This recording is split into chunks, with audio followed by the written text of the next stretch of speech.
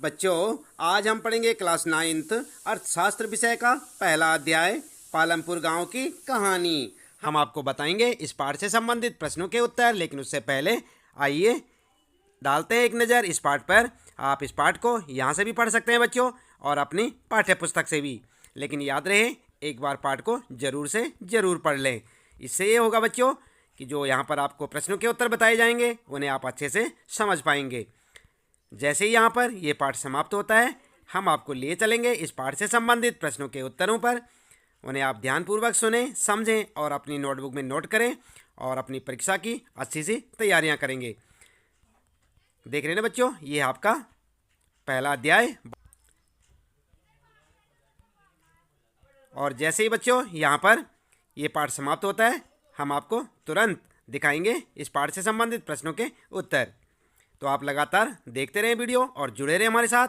इसी प्रकार और सामाजिक अध्ययन के अन्य विषयों के सभी पाठों के प्रश्नोत्तर आपको इस चैनल में देखने को मिलेंगे, इसलिए आप चैनल को सब्सक्राइब अवश्य कर दें, बेल आइकन भी दबा दें, ताकि आपको आने वाली प्रत्येक नई वीडियोज़ की नोटिफिकेशन भी मिलती रहेगी। तो आप समझ सकते हैं बच्चों, यहाँ पर जैसे कि ये पाठ समाप्त होता है और इस पाठ से संबंधित प्रश्न शुरू हो जाते हैं, तो हम आपको इन सारे प्रश्नों के उत्तर अभी बताने वाले हैं। आप उन्हें अपनी नोटबुक में नोट करें और अपनी परीक्षा की अच्छी सी तैयारियां करें। तो बच्चों चलिए अब शुरू कर लेते हैं इस पाठ के प्रश्नोत्तर। अभ्यास प्रश्नोत्तर में आप लगातार देखते रहें वीडियो और जुड़े रहें हमारे साथ। सबसे पहला प्रश्न है यहाँ पर आपका, भारत में जनगणना के दौरान 10 वर्ष में एक बार प्रत्येक गांव का सर्वेक्षण किया जाता है। पालमपुर से संबंधित सूचनाओं के आधार पर निम्न तालिका को भरिए। और यहाँ पर आप देख सकते हैं बच्चों, सबसे पहले क है अवस्थित क्षेत्र, ठीक है। दूसरा है यहाँ पर ख है गांव का कुल क्षेत्र, आपको यहाँ पर बताना है। और इसके बाद ग है आपके लिए भूमि का उपयोग हेक्टेयर में, और यहाँ पर आपके लिए तालिका दे रखी है। सिंचित क्षेत्र यहाँ पर आपको लिखना है, असिंचित क्षेत्र यहाँ पर आपको लिखना है। इसके बाद बच्चों अगला है यहाँ पर घ, और यहाँ पर आपको ये तालिका भरनी होगी। जैसे आप यहाँ पर देख सकते हैं, सबसे पहले यहाँ पर है शैक्षिक, फिर है चिकित्सा, बाजार, बिजली पूर्ति, संचार और निकटतम कस्बा, और इनके सामने जो रिक्त स्थान दे रखा है ये आपको भरना है। तो आइए किस प्रकार से आप इसका उत्तर लिखेंगे। सबसे पहले आप देखें, उत्तर में लिखेंगे क अवस्थित क्षेत्र। इसके बारे में आप लिखेंगे पड़ोसी गांवों व कस्बों से अच्छी तरह जुड़ा हुआ है। निकटतम छोटा कस्बा शाहपुर और निकटतम बड़ा गांव रायगंज है, ठीक है। इसके बाद ख के लिए आप लिखेंगे गांव का कुल क्षेत्र, तो यहाँ पर लिखेंगे आप बराबर 276 हेक्टेयर, ठीक है। इसके बाद ग है आपके लिए भूमि का उपयोग हेक्टेयर में, तो जो रिक्त स्थान थे तालिका में आपको भरने, यहाँ पर लिखेंगे 200 हेक्टेयर, यहाँ पर 50 हेक्टेयर, ठीक है। इसके बाद घ है यहाँ पर आपके लिए, आपने इसके रिक्त स्थान भरने हैं, तो शैक्षिक में आप लिखेंगे एक उच्च विद्यालय, 2 प्राथमिक पाठशालाएं, ठीक है। इसी प्रकार से चिकित्सा में आप लिखेंगे एक सरकारी प्राथमिक स्वास्थ्य केंद्र और एक निजी दवाखाना, ठीक है। इसी प्रकार से बाजार वाले कॉलम में आप लिखेंगे एक सुविकसित बाजार, ठीक है बच्चों। इसके बाद बिजली पूर्ति में आप लिखेंगे पालमपुर के अधिकतर घरों में बिजली के कनेक्शन लगे हुए हैं, ठीक है। इसी प्रकार से संचार वाले कॉलम में आप लिखेंगे सड़कों एवं परिवहन की सुविकसित प्रणाली, ठीक है। और निकटतम कस्बा वाले कॉलम में आप लिखेंगे शाहपुर, ठीक है। और आपके पहले प्रश्न का उत्तर हो जाएगा। इसके बाद बच्चों दूसरा प्रश्न है यहाँ पर, खेती की आधुनिक विधियों के लिए ऐसे अधिक आगतों की आवश्यकता होती है जिन्हें उद्योगों में विनिर्मित किया जाता है। क्या आप सहमत हैं? तो क्या लिखेंगे उत्तर में? उत्तर में आप लिख सकते हैं बच्चों, हाँ, आधुनिक कृषि तरीकों को कारखाने में निर्मित अधिक संसाधन चाहिए, जिसमें अधिक उपज वाले बीजों का उपयोग भी शामिल है। इन बीजों का सर्वोत्तम परिणाम देने के लिए रासायनिक उर्वरकों और कीटनाशकों, ट्रैक्टरों की तरह कृषि उपकरणों और इलेक्ट्रिक ट्यूबवेल जैसी उचित सिंचाई सुविधाओं की भी आवश्यकता होती है। ये सभी तत्व उद्योगों में निर्मित होते हैं, इसलिए यह कहना सही होगा कि खेती की आधुनिक विधियों के लिए ऐसे अधिक आगतों की आवश्यकता होती है जिन्हें उद्योगों में विनिर्मित किया जाता है, ठीक है। आई बात समझ में? इस प्रकार से आप लिख सकते हैं अपने दूसरे प्रश्न का उत्तर। तीसरा प्रश्न है बच्चों, पालमपुर में बिजली के प्रसार ने किसानों की किस तरह मदद की? तो क्या लिखेंगे आप उत्तर? आपने पाठ में पढ़ा होगा बच्चों, उत्तर में आप लिख सकते हैं बिजली से खेतों में स्थित सभी नलकूपों एवं विभिन्न प्रकार के छोटे उद्योगों को विद्युत ऊर्जा मिलती है।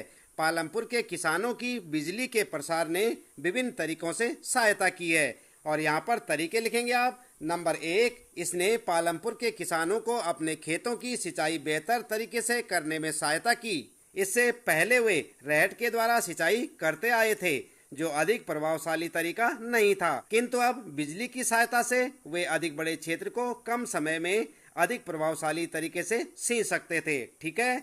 दूसरा लिखेंगे, बिजली से सिंचाई प्रणाली में सुधार के कारण किसान पूरे वर्ष के दौरान विभिन्न फसलें उगा सकते थे। ठीक है। तीसरा लिखेंगे, उन्हें मानसून की बरसात पर निर्भर रहने की आवश्यकता नहीं है, जो कि अनिश्चित एवं भ्रमणशील होती है। चौथा लिखेंगे, बिजली के प्रयोग के कारण पालमपुर के किसानों को बहुत से हाथ के कामों एवं चिंताओं से मुक्ति मिल गई। आई बात समझ में। इसके बाद चौथा प्रश्न देखते हैं यहाँ पर बच्चों, क्या सिंचित क्षेत्र को बढ़ाना महत्वपूर्ण है, क्यों? तो क्या लिखेंगे उत्तर में? उत्तर में आप लिख सकते हैं बच्चों, सिंचित क्षेत्र को बढ़ाना जरूरी है, क्योंकि भारत में मानसून की बरसात अनिश्चित व भ्रमणशील है। कृषि के अंतर्गत आने वाली भूमि किसानों के लिए पर्याप्त नहीं है। यदि किसानों को सिंचित भूमि खेती के लिए उपलब्ध हो जाती है तो वे थोड़ी जमीन पर ही अधिक उत्पादन कर सकते हैं। ठीक है। इस प्रकार से लिख सकते हैं आप चौथे प्रश्न का उत्तर। पांचवा प्रश्न है बच्चों, पालमपुर के 450 परिवारों में भूमि के वितरण की एक सारणी बनाइए। तो यहाँ पर उत्तर में आपको एक सारणी बनानी होगी, जैसे आप यहाँ पर देख सकते हैं। सबसे पहले ऊपर लिखेंगे भूमिहीन परिवार। ठीक है। यहाँ पर लिखेंगे 150 दलित परिवार। ठीक है। इसके बाद लिखेंगे दूसरे कॉलम में 2 हेक्टेयर से कम भूमि वाले परिवार, और यहाँ पर लिखेंगे 180 परिवार। इसके बाद 2 हेक्टेयर से अधिक भूमि वाले परिवार, तो यहाँ पर 95 परिवार। इसके बाद 10 हेक्टेयर से अधिक भूमि वाले परिवार, तो यहाँ पर लिखेंगे 25 परिवार। ठीक है। और कुल मिलाकर हो गया 450 परिवार, और आपके प्रश्न का उत्तर हो जाएगा। ठीक है बच्चों। इसके बाद छठा प्रश्न है यहाँ पर, पालमपुर में खेतिहर श्रमिकों की मजदूरी न्यूनतम मजदूरी से कम क्यों है? तो जानते हैं आप बच्चों क्यों कम है? उत्तर में आप लिख सकते हैं, पालमपुर में खेतिहर मजदूरों में काम के लिए परस्पर प्रतिस्पर्धा है, इसलिए लोग कम दरों पर मजदूरी के लिए तैयार हो जाते हैं। आई बात समझ में। इसके बाद सातवां प्रश्न है यहाँ पर, अपने क्षेत्र में 2 श्रमिकों से बात कीजिए। खेतों में काम करने वाले या विनिर्माण कार्य में लगे मजदूरों में से किसी को चुने। उन्हें कितनी मजदूरी मिलती है? क्या उन्हें नगद पैसा मिलता है या वस्तु रूप में? क्या उन्हें नियमित रूप से काम मिलता है? क्या वे कर्ज में हैं? तो ये सब के उत्तर आपको लिखने यहाँ पर। उत्तर में आप लिख सकते हैं बच्चों, हमारे क्षेत्र में रामदयाल और लक्ष्मी 2 खेतिहर मजदूर हैं, जो एक निर्माण स्थल पर काम करते हैं। उन्हें मजदूरी के रूप में 70-80 रुपये मिलते हैं। हाँ, उन्हें मजदूरी नगद मिलती है। उनमें से अधिकतर को नियमित रूप से काम नहीं मिलता, क्योंकि बहुत से लोग कम दरों पर काम करने के लिए राजी हो जाते हैं। क्योंकि उन्हें कम मजदूरी मिलती है, इसलिए वे कर्ज में डूबे हुए हैं। कम मजदूरी के कारण वे बड़ी कठिनाई से परिवार का भरण पोषण कर पाते हैं। आई बात समझ में। इस प्रकार से आप लिख सकते हैं अपने 7वें प्रश्न का उत्तर। 8वां प्रश्न है बच्चों, एक ही भूमि पर उत्पादन बढ़ाने के अलग अलग कौन से तरीके हैं? समझाने के लिए उदाहरणों का प्रयोग कीजिए। तो यहाँ पर आप उत्तर में लिख सकते हैं, सबसे पहले हेडिंग डालेंगे उत्पादन बढ़ाने के तरीके। ठीक है। और फिर लिखेंगे नंबर 1 बहुविध फसल प्रणाली। हेडिंग डालकर लिखेंगे भूमि के एक ही टुकड़े पर एक ही वर्ष में कई फसलें उगाना बहुविध फसल प्रणाली कहलाता है। इस भूभाग पर कृषि उत्पादन बढ़ाने का यह सबसे प्रचलित तरीका है। पालमपुर के सभी किसान कम से कम 2 फसलें उगाते हैं। पिछले 15 से 20 वर्षों से कई लोग तीसरी फसल के रूप में आलू उगाते हैं। आई बात समझ में। इसके बाद दूसरी हेडिंग डालेंगे आधुनिक कृषि तरीकों के प्रयोग। ठीक है। और लिखेंगे डैश करके लिखेंगे पंजाब, हरियाणा एवं पश्चिमी उत्तर प्रदेश के किसान आधुनिक कृषि तरीकों को अपनाने वाले भारत के पहले किसान थे। इन क्षेत्रों के किसानों ने सिंचाई के लिए नलकूपों, HYB बीज, रासायनिक खादों एवं कीटनाशकों का प्रयोग किया। ट्रैक्टर एवं थ्रेसर का भी प्रयोग किया गया, जिससे जुताई एवं फसल की कटाई आसान हो गई। उन्हें अपने प्रयासों में सफलता मिली और उन्हें गेहूं की अधिक पैदावार के रूप में इसका प्रतिफल मिला।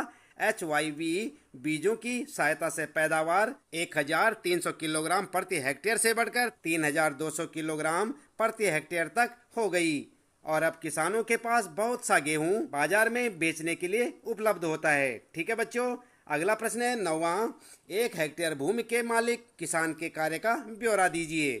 तो किस प्रकार से आप लिखेंगे उत्तर में आप लिख सकते हैं भूमि को मापने की मानक इकाई हेक्टेयर है। 1 हेक्टेयर 100 मीटर की भुजा वाले वर्गाकार भूमि के टुकड़े के क्षेत्रफल के बराबर होता है। आई बात समझ में? आगे लिखेंगे एक किसान जो 1 हेक्टेयर भूमि पर काम करता है उसे कई समस्याओं का सामना करना पड़ता है। एक छोटा किसान जानता है कि वह इतने छोटे खेत पर काम करके अपने दोनों समय के खाने का प्रबंध नहीं कर सकता, इसलिए उसे अपने खेत पर काम करने के बाद 35 से 40 रुपए प्रतिदिन के हिसाब से किसी बड़े किसान के खेतों में काम करना पड़ता है। यदि वह अपने ही खेत पर खेती शुरू करता है तो न उसके पास इसके लिए जरूरी साधन है, न बीज, न खाद व कीटनाशक खरीदने के पैसे। एक बहुत छोटा किसान होने के कारण उसके पास न तो कोई संसाधन है और न ही कार्यशील पूंजी है। इन सब चीजों का प्रबंध करने के लिए उसे या तो किसी बड़े किसान या फिर किसी व्यापारी अथवा साहूकार से ऊंची ब्याज दरों पर धन उधार लेना पड़ता था। इतनी मेहनत करने के बाद भी इस बात की संभावना रहती है कि वो कर्ज में डूब जाए, जो कि सदैव उसके लिए बहुत बड़ी चिंता का कारण होता है। ठीक है बच्चों, इस प्रकार से आप लिख सकते हैं अपने 9वें प्रश्न का उत्तर। इसके बाद 10वां प्रश्न है बच्चों, मझोले और बड़े किसान कृषि से कैसे पूंजी प्राप्त करते हैं, वे छोटे किसानों से कैसे भिन्न हैं। तो उत्तर में आप लिख सकते हैं बच्चों, आधुनिक कृषि तरीकों में बहुत से धन की आवश्यकता होती है। मझोले व बड़े किसानों की कुछ अपनी बचत होती है, इस प्रकार वे जरूरी पूंजी का प्रबंध कर लेते हैं। दूसरी ओर अधिकतर छोटे किसानों को पूंजी का प्रबंध करने के लिए बड़े किसानों या व्यापारियों से पैसा उधार लेना पड़ता है। इस प्रकार के ऋणों की ब्याज दर भी प्रायः अधिक होती है। इस ऋण को वापस करने के लिए उन्हें बहुत मेहनत करनी पड़ती है। 2 हेक्टेयर से कम भूमि वाले किसानों को मझोले व बड़े किसानों की तुलना में अधिक कठिनाइयों का सामना करना पड़ता है। ठीक है बच्चों, इस प्रकार से आप लिख सकते हैं 10वें प्रश्न का उत्तर। 11वां प्रश्न है बच्चों, सविता को किन शर्तों पर तेजपाल सिंह से ऋण मिला है? क्या ब्याज की कम दर पर बैंक से कर्ज मिलने पर सविता की स्थिति अलग होती? तो क्या लिखेंगे उत्तर बच्चों? उत्तर में आप लिख सकते हैं तेजपाल सिंह ने सविता को 24% की ब्याज दर पर 4 महीने के लिए पैसा देना स्वीकार किया, जो कि बहुत अधिक ब्याज दर है। सविता एक कृषि मजदूर के रूप में कटाई के समय 35 रुपए प्रतिदिन की दर पर उसके खेतों में काम करने को भी सहमत होती है। तेजपाल सिंह द्वारा सविता से लिया जाने वाला ब्याज बैंक की अपेक्षा बहुत अधिक था। यदि सविता इसकी अपेक्षा बैंक से उचित ब्याज दर पर ऋण ले पाती तो उसकी हालत निश्चय ही इससे अच्छी होती। आई बात समझ में बच्चों? इसके बाद 12वां प्रश्न है यहाँ पर, अपने क्षेत्र के कुछ पुराने निवासियों से बात कीजिए और पिछले 30 वर्षों में सिंचाई और उत्पाद के तरीकों में हुए परिवर्तनों पर एक संक्षिप्त रिपोर्ट लिखिए। और बच्चों आप ध्यान दें, ये आपके लिए वैकल्पिक प्रश्न है। आप चाहें तो इसका उत्तर अपने हिसाब से भी लिख सकते हैं और चाहे इस प्रश्न को छोड़ भी सकते हैं। उत्तर में आप लिख सकते हैं बच्चों, पुराने निवासियों से बात करने पर पिछले 30 सालों में सिंचाई और उत्पादन के तरीकों में हुए परिवर्तन से मुझे पता चला कि 30 वर्ष पहले खेती के पुराने तरीके प्रयोग किए जाते थे। किसान अपने खेतों को बैलों की सहायता से जोतते थे। सिंचाई की बहुत अधिक सुविधाएं नहीं थी, वे मानसून की बरसातों पर निर्भर रहते थे, जो कि बहुत अनियमित होती है। रहट को उस समय कुओं से पानी निकालने के लिए प्रयोग किया जाता था, किंतु तकनीकी में प्रगति के साथ किसानों ने सिंचाई के लिए नलकूप लगवा लिए हैं और HYV बीजों, रासायनिक उर्वरकों एवं कीटनाशकों की सहायता से खेती करने लगे हैं। यहाँ तक कि खेतों में ट्रैक्टर एवं मशीनों का प्रयोग किया जाता है, जिसने जुताई एवं फसल कटाई को तेज कर दिया है। आई बात समझ में? अगला प्रश्न है बच्चों 13वां प्रश्न, आपके क्षेत्र में कौन से गैर कृषि उत्पादन कार्य हो रहे हैं? इनकी एक संक्षिप्त सूची बनाइए। तो क्या लिखेंगे उत्तर में बच्चों? उत्तर में आप लिख सकते हैं डेयरी, विनिर्माण, दुकानदारी, परिवहन, मुर्गी पालन, दर्जी, बढ़ई आदि गैर कृषि उत्पादन कार्य हमारे क्षेत्र में किए जाते हैं। और भी आप लिख सकते हैं बच्चों जो जो कार्य आपके क्षेत्र में किए जाते हैं। ठीक है, 14वां प्रश्न है यहाँ पर, गांव में और अधिक गैर कृषि कार्य प्रारंभ करने के लिए क्या किया जा सकता है?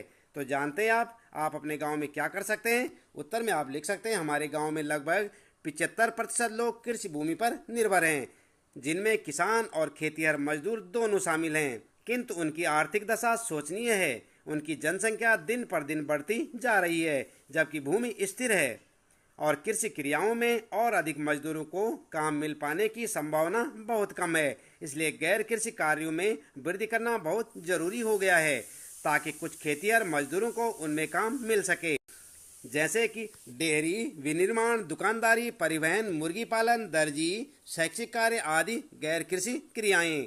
यहाँ तक कि किसान भी इस प्रकार के कामों में शामिल हो सकते हैं जब उनके पास खेतों में कुछ अधिक काम नहीं होता और वे बेरोजगार हों या उनकी आर्थिक स्थिति में सुधार करने में सहायक सिद्ध होगा।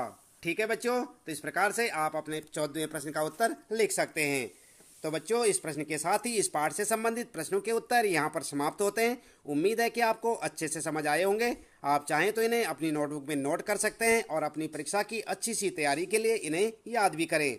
और हर रोज इसी प्रकार कक्षा 9 सामाजिक अध्ययन के सभी विषयों के सभी पाठों के प्रश्न उत्तर जानने के लिए आप लगातार देखते रहे वीडियो, जुड़े रहे हमारे साथ।